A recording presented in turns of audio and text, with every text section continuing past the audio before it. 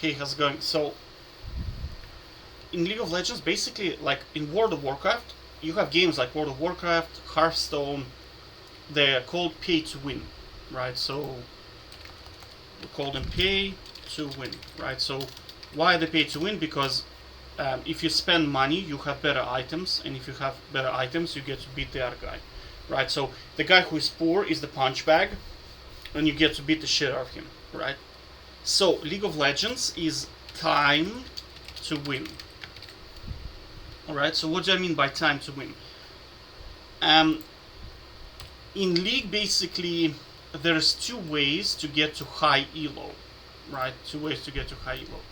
This is game rotation and then skill, right? So I'd say this is like 90%, I'd say even 95% of the ladder, right? These guys are not good.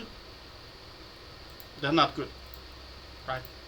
But they play bazillion games. We're talking thousands and thousands, close to 3,000 per season, right? So I noticed this strategy when I was playing on the Russian server. I was doing my promotional matches, and I saw now on Russian server there are a lot of e-girls, right?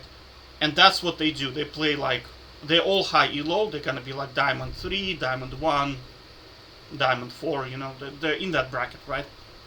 And all of them will have 3,000 plus games per season.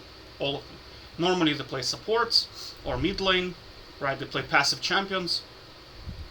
So they don't int a lot, they don't really carry, they just rotate a lot of games, and that's how they get high elo, right? So another one is skill, so it's typically Smurfs, like, who are actually challenger, they have small amounts of games, but they're actually good. They understand what they're doing, they know game mechanics, they know macro, stuff like that, right? Now this is hard, this is easy. This is why this is 95% of the population. Now, I'll give you an example, this guy here, right? Now, I'll tell you why, just how easy it is, right? Like this guy, look, he plays Tryndamere, he's Tryndamere main. Look at number of games he already played. It's an obscene amount of games. Obscene. Right? We're talking 1,500 games already. Right? Look at his builds. I mean, these builds, I'm a Tryndamere main. Right? I'm high elo player. And I will tell you, this build is not going to work. He's a mid laner. Normally he plays mid lane. Right? Look at his builds. I mean, they're absolutely outrageous. They're just like they're just outrageous. Like what the hell is this? Right? Press face rush Tryndamere, right? All they have to do against this build is build Ninja Tabi. And this Tryndamere is now completely useless. Because he does absolutely no damage. Like literally no damage.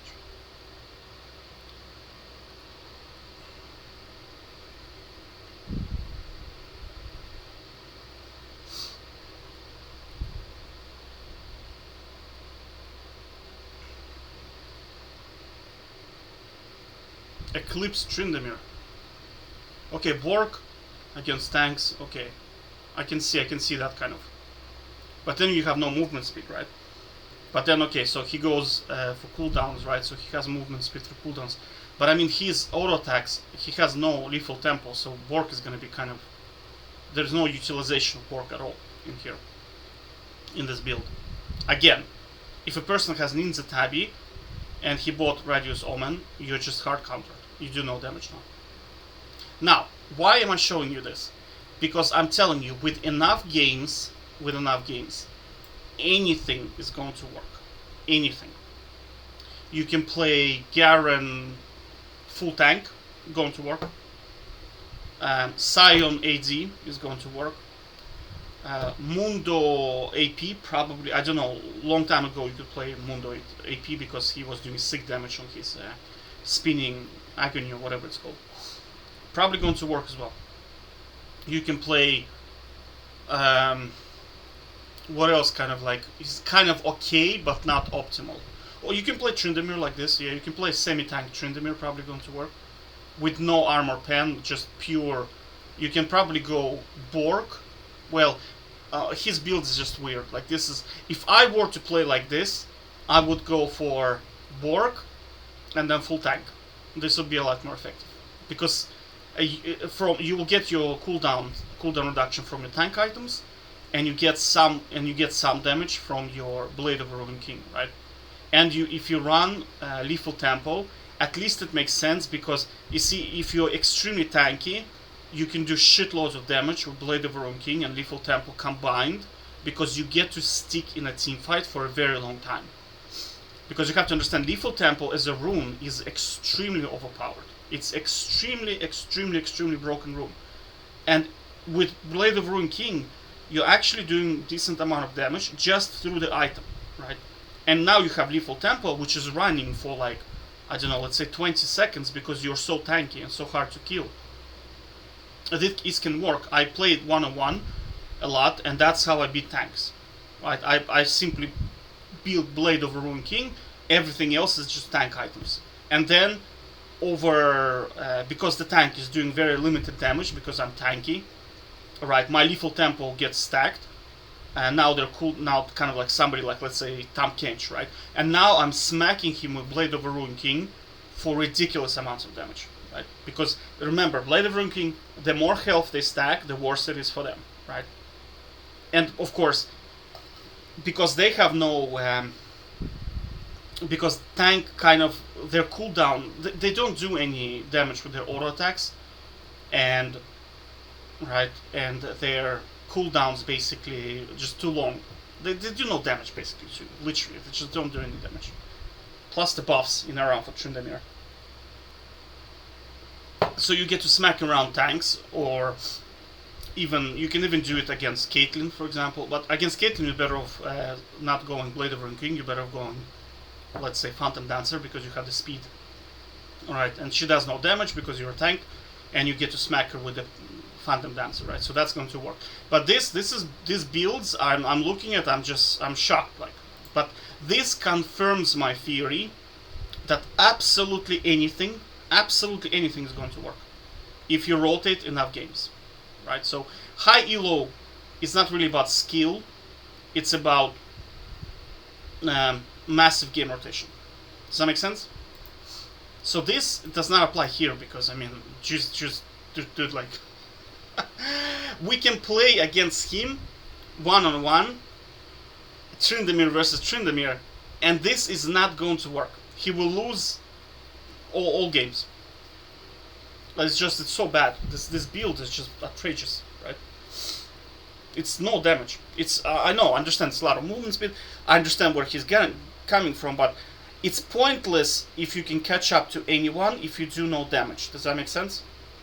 You're gonna do like spaghetti damage with this. Outrageous build, basically, right?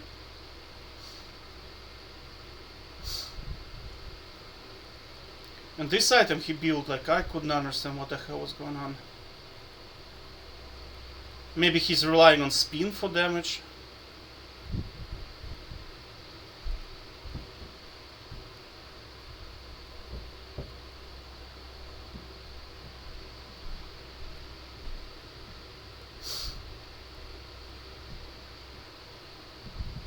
Yeah, but now he's buying attack speed, right? Because if he was utilizing his spin for damage, he needs raw, he needs cooldown, and he needs raw AD. Because spin actually does a lot of, he scales really well with AD, but why is he buying attack speed? Okay, this item makes sense. This item makes sense, right? But this item makes absolutely zero sense. These boots make no sense because if you're utilizing your E, you need to buy Ionian boots for cooldown reduction. And then this item, like, if you, so he thinks, yeah, but then you're much better off buying the, the Navori blade, right? Because then you get a lot more spins. So it's like, you see, like, it's just, the build is just all over the place.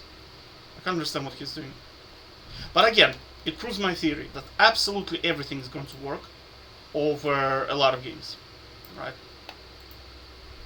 Like, I remember a long time ago, I used to wonder, there's like Twisted Fate Challenger player, and he plays AD Twisted Fate. Now, back in the day, I would think to myself, okay, so he's probably capitalizing on macro, like, so he's probably extremely good at macro. If I practice macro, I'll be as good as him. But now the first question I'm going to ask, if somebody tells me, oh, we have Soroka ADC and he got to Challenger, right? I'm going to ask how many games. He's going to say 5,000 games. I was like, okay, I understand how he got there, right? If you rotate enough games, you're gonna, that's just how the system works. You're gonna end up in Challenger. As long as you don't int, right? Because you see, he plays break even. He just plays break even. He has nothing fancy, not exceptionally high KDA. He's not really inting too much, right? He's break even player. You see, if you look at all of his kind of KDAs, he's a break even player. He doesn't contribute a lot to the team, but he doesn't feed as well. So he's like, he's not a carry basically, but he's not a feeder, right? So he's just a player, right? He's just the middle ground, right? So that's what I'm saying, is that if you can do that, you can do the same with Malphite top, for example. You can play Mundo top, you can play Nasus top, right? Well, Nasus you can kind of sometimes feed, hard feed, right? As Nasus, something that you cannot feed on. So like, what you cannot feed on? Malphite you cannot feed on, right? What else you cannot feed on? Darius, probably like that. Garen is probably like that, right? So if you just play those champions and you play 5,000 games, you too will be challenger, right? As long as you kind of learn the basics like wave management, when to back, watch some games when you need to teleport into the team, right? But it's not really about kind of being exceptionally good, like, because Garen as a champion is shaky, right? I mean, he can't really, he only carries against brain dead players, but you're fortunate enough that most of the ladder are actually peanut brains, right? That's the way the league is. I already told you about that multiple times. Most League of Legends players are like 8 to 12 year old, so Garen is going to work. He will work, right? So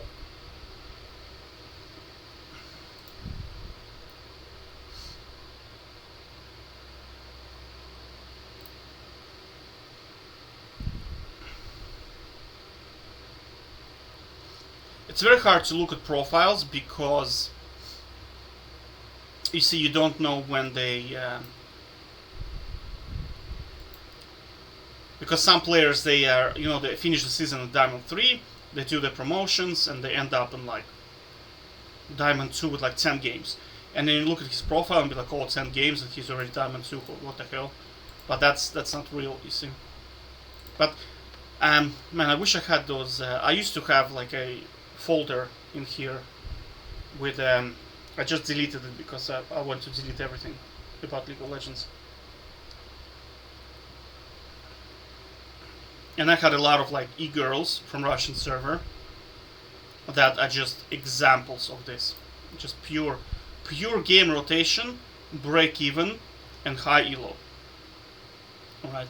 Now, the important thing is you have to break even, right? Because you have a lot of like bronze players that play like, they have like 2 billion master points on Leona, but they're feeders. Their KDA just sucks. They don't know what they're doing, right? So he's not a feeder. He's a good player. He's break-even player. I wouldn't say like good. I'd say break-even player, right? And because of 55% win rate, or whatever, 52, he gets to climb.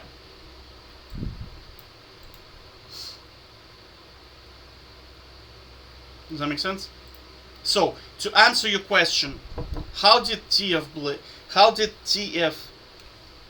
what's his name? Twisted Fate, right? I just thinking about the TF Blade right now for some reason. I just thought about it. Because he plays a lot of games as well. So, Twisted Fate AD Twisted Fate in Challenger, it's probably for 3,000 plus games. Probably. There was another guy, he was saying, oh, his Pantheon was very bad back in the days. Like a long time ago, I remember, season 5 maybe or something. I don't remember. But they were like, oh, Pantheon's so shit, but he got to Challenger, right? Now I'll tell you why. Because he played 4,000 games. Garen got to Challenger it's not because Garen is good, it's because he played 4,000 games. Nasus got to Challenger, it's not because Nasus is good, it's because he's played 5,000 games. Does that make sense? Because some champions just cannot perform on high level. Just cannot do it. Not because essentially like they get kited too much, but you have to understand that champions in League right now have too many dashes and too many slows. So I mean stuff like Garen. And this guy, for example, if he was playing something with dash and slow, remember he is not super good, but he's not a bad player either. He's break-even player, so his positioning is gonna be okay, right? So he's not gonna misplace his character because he uses his brains, you know what I mean, to play. So Garen is not going to work against this because he's going to mess you up, right? He's probably not gonna kill you, but you're not gonna kill him either because he's a break-even player, right? So to sum it up, right? What is League of Legends? It's time to win. So there's pay-to-win games, and League is time to win. Because remember, you are the product in League of Legends. League of Legends is a P2P game, right? So they need players in a lot of ranks to make the product work, right? Because you have to queue up, you have to play against players, and they need to encourage people even to play the game for free, because you are the product, right? So this system of just rewarding a player for just spamming and spamming and spamming and spamming bazillion games makes business sense, right?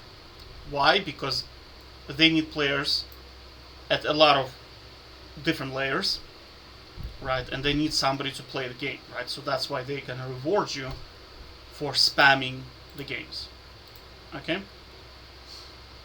And this guy is a very good example of this. Very, very good example. Alright, take care.